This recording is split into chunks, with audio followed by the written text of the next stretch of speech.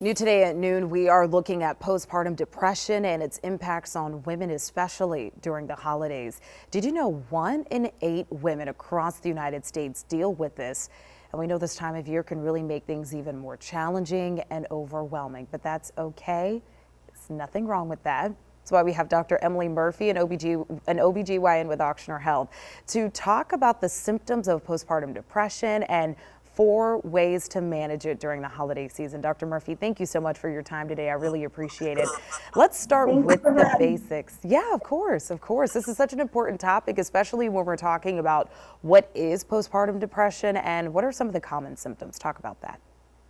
Yeah, so it can be something as simple as just feeling down or sad when you don't normally. Even feelings of loneliness or isolation or increased fatigue that can happen shortly after giving birth. And if you're feeling any of these symptoms, we want to let you know that you're not alone. And postpartum depression can impact both first-time moms as well as experienced moms with multiple children. So we just want people to be on the lookout for it. Let's talk about screening for postpartum, and why would you say it often goes unrecognized? So the American College of OBGYN does recommend that OB providers screen for depression during pregnancy itself at least one time, and potentially even more frequently for women who already have underlying depression and anxiety. In the postpartum period, most women are going to come back at the 6-week visit, and their provider will provide a screening at that time, or again, more frequently or sooner after delivery with a known history of anxiety or depression. But I think one of the reasons it goes unrecognized is that there's a lot of stigma in talking about mental health. And I think new moms expect that things are going to be hard and they may not necessarily speak up, or they expect that they just have to deal with it. I think that's a lot of the reason why the symptoms can go unrecognized. Yeah, certainly so, especially with the stigma surrounding mental health, which again, we want to reiterate, it's okay not to be okay.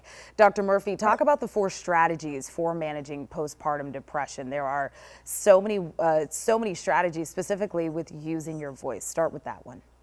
Yeah, so it's really important to speak up. Your friends and family and your healthcare providers are not mind readers. So use your voice to tell us how you're feeling. So if you feel like you're struggling with anxiety or depression, share that, first and foremost with those around you, but especially with your doctor, because there are ways that we can definitely step in and help. The second strategy we have is establishing boundaries. Dr. Murphy, talk about that.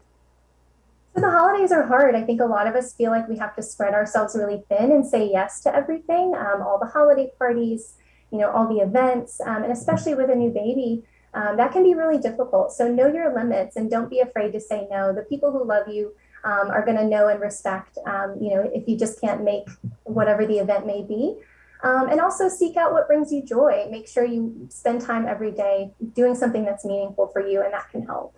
Dr. Murphy, the third strategy to managing postpartum depression, you say, is to be specific. What do you mean by that? So you have to ask for what you need, specifically with family members and friends.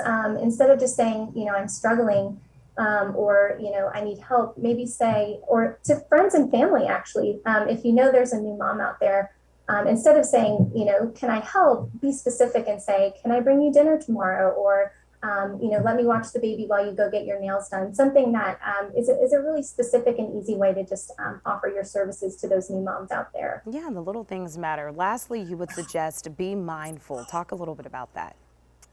So mindfulness is, I think, twofold. I think it's being aware of your feelings and your emotions, but it's also being aware of your physical body. And especially around the holidays, it's easy to ignore these things, but trying to feel the opposite of what your brain is telling you can be harmful and can make the problem worse. So if you're feeling upset, if you're feeling angry, allow yourself space to feel those things, and be mindful about, the breath and kind of bringing yourself back into your body. I think sometimes a combination of expressing your true feelings and being fully present can help people get through these difficult times.